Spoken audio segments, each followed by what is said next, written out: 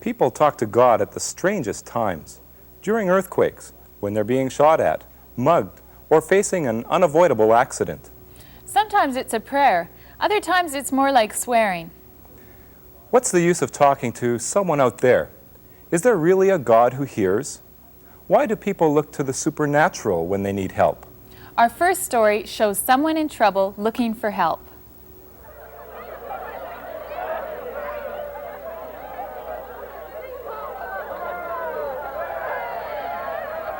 Getting ready for a show?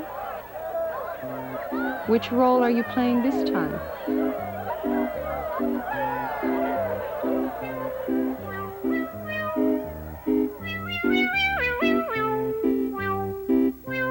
You do look quite lovely.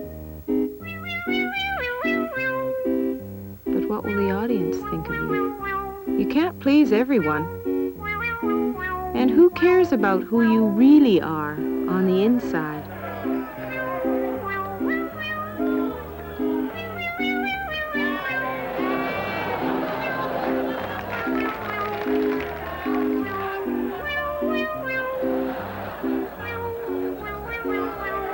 Do you find people controlling how you feel? How you think?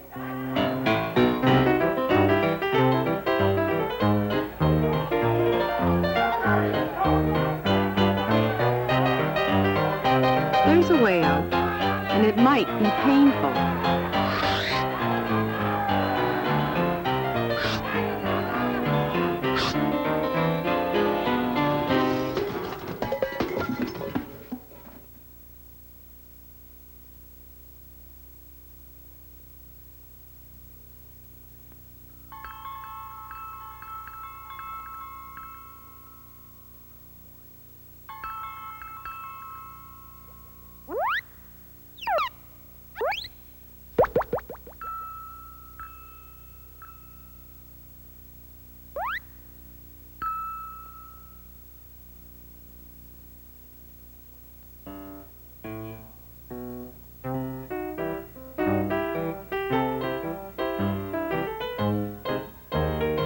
Someone cares about you.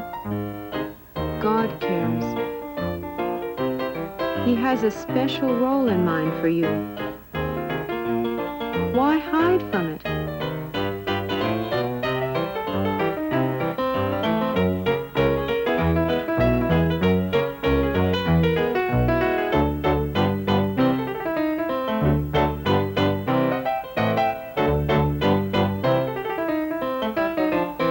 We'd like life to be smooth and easy, but troubles come.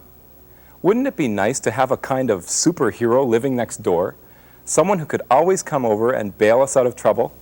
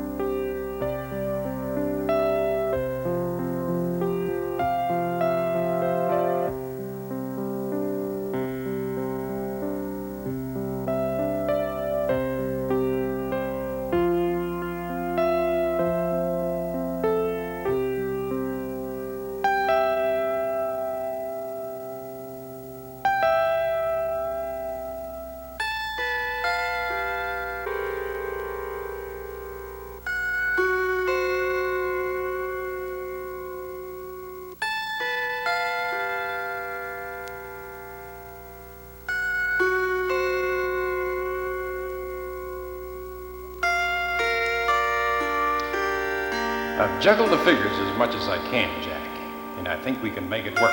If we take the money we made on the Johnson deal, use it to buy our way.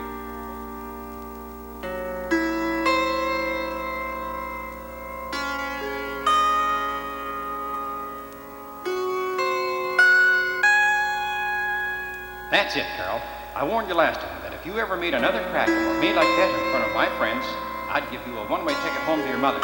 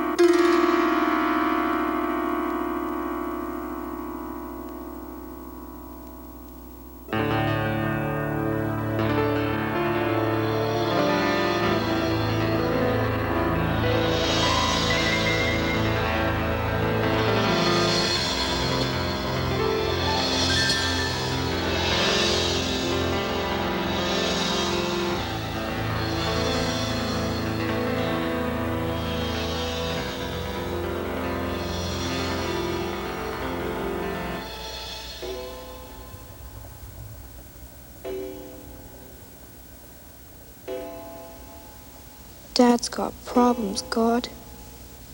I think he needs a Superman. Can you help him?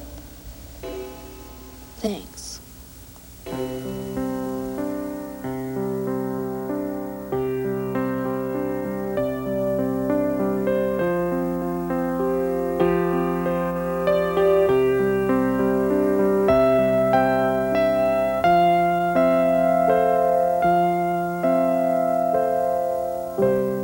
Did you ever wish you were Superman, Garth?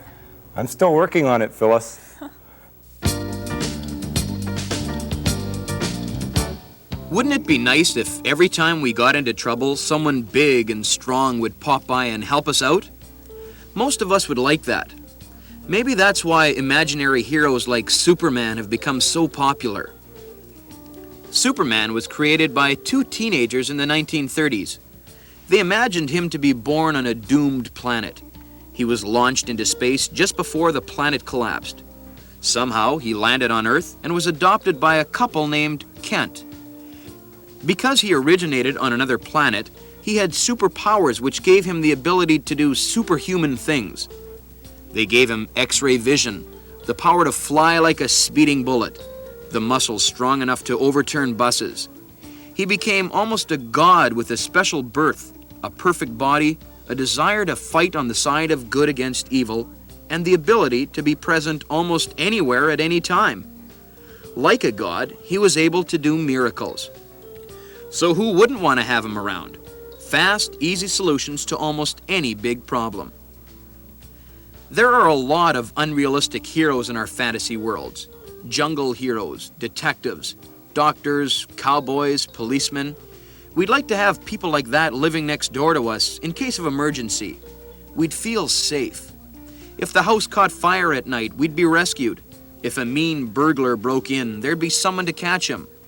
If some evil mind was trying to blow up our city, there'd be someone around to stop him.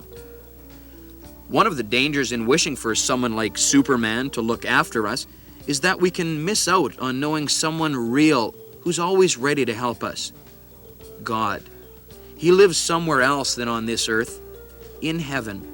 He has greater powers than anyone could ever even imagine. He made the world, and his son Jesus had a supernatural birth on this earth. Because he made us, he loves us very much, and he never makes mistakes.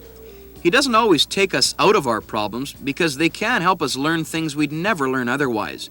But he gives us what's best for us. And for him, things never get out of control. There are some big differences between God, our Creator, and Superman. One of the biggest is that Superman's only imaginary and God is really there. He wants us to trust him and relax in his strength.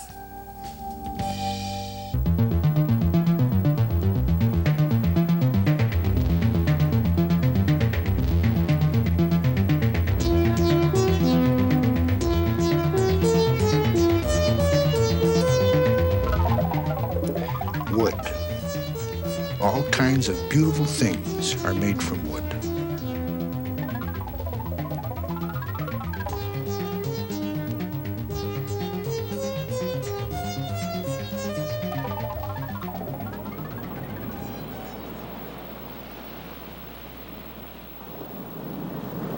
But the world of wood also has its losers, like driftwood, just a shapeless bit of twisted tree limb, knocked around by the wind and the waves, just floating around and looking useless. Nothing compared to all those nice, shiny pieces of wood.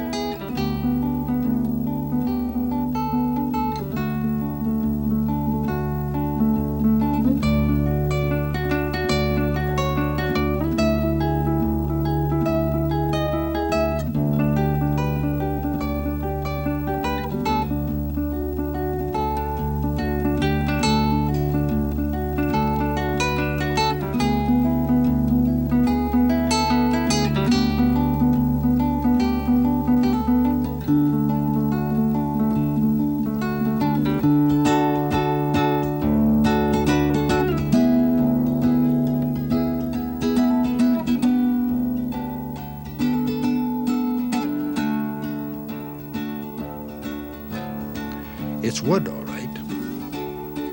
Not like all that shiny stuff. Just a lonely piece of driftwood. Hopeless, hurt, left alone, ignored by most people. Until someone found a face in that old wood. Like the craftsman who picked up the driftwood, God sees something special in each one of us. No matter how useless, God can take us and make something special out of us. He wants to work with us, no matter how different we are.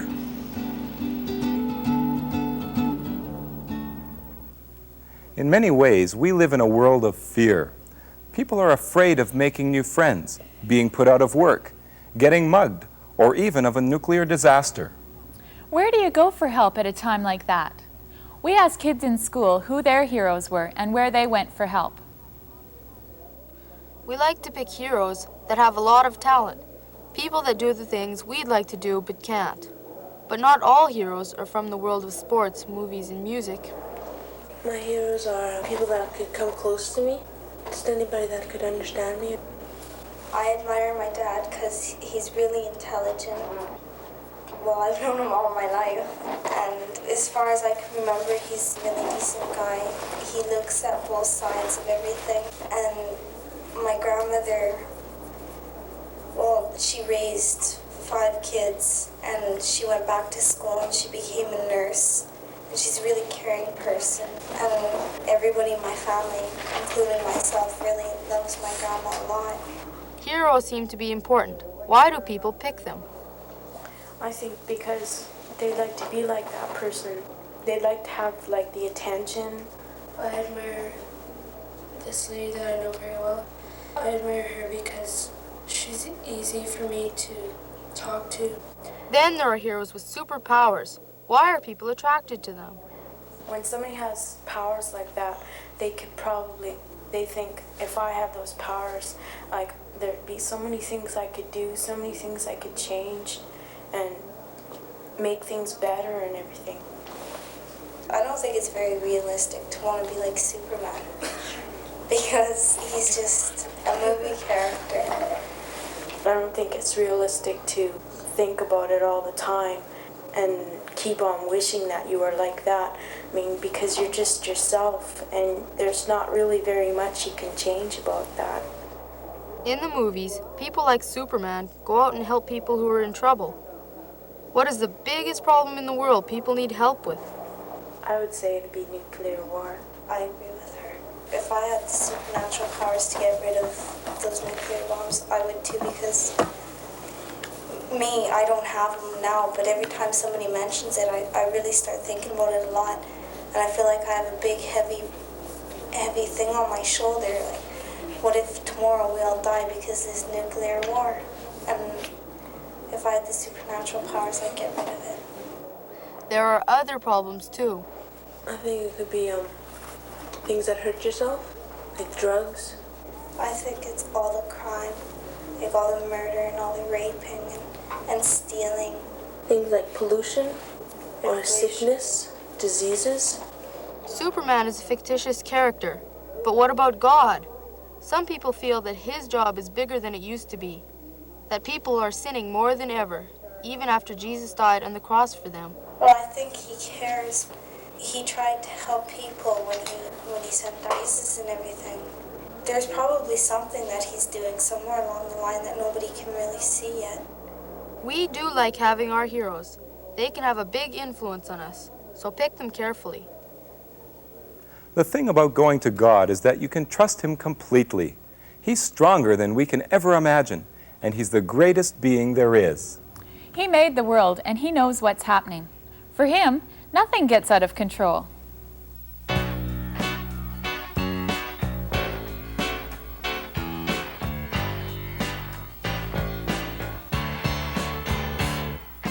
Is there no way out when the world closes in? When you're trying to cope but don't know where to begin? No, there's no way out, but there is a way through. God is your hope, just let him be there with you. When you're bombing out at school, and at home there's just more rules. When your worries never end, know that Jesus understands. Is there no way out when the world closes in? When you're trying to cope but don't know where to begin? No, there's no way out, but there is a way through. God is your hope, just let him be there with you. When the kids who have it all start you feeling kinda small, when you think that life's unfair, know that Jesus came to care. Is there no way out when the world closes in? When you're trying to cope but don't know where to begin? No, there's no way out, but there is a way through. God is your hope, just let him be there with you. 'Cause we all have worn a frown. We can help when someone's down. Just like Jesus cares for you, you can care for someone too. Is there no way out when the world closes in? When you're trying to cope but don't know where to begin? No, there's no way out, but there is a way through. God is your hope, just let him be there with you.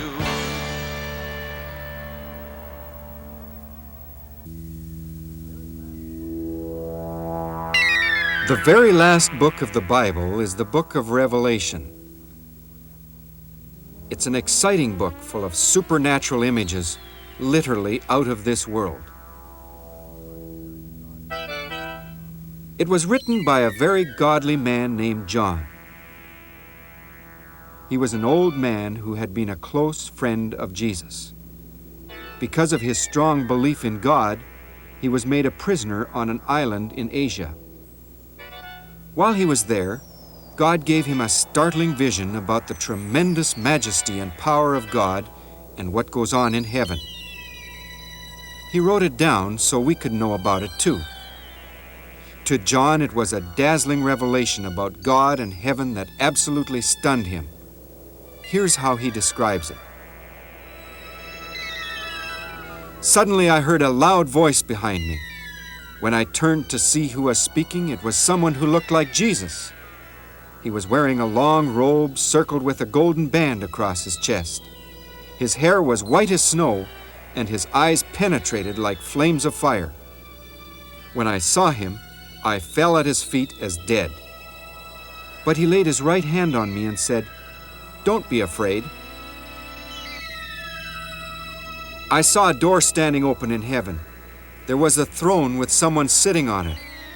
Great bursts of light flashed from him, and a rainbow glowing like an emerald encircled his throne. And there were voices in the thunder. Directly in front of his throne were 7 lighted lamps. Spread out before it was a shiny crystal sea. Jesus, the one whose voice John heard, gave a beautiful invitation to anyone who would listen. "Look," Jesus said, "I have been standing at the door of your life and constantly knocking. If anyone hears me calling him and opens the door, I will come in and fellowship with him and he with me." It's nice to know that even though God created this big world and the universe and everything, He still pays attention to us when we ask Him. This canoe trip is going to be so excellent, especially if Rick comes.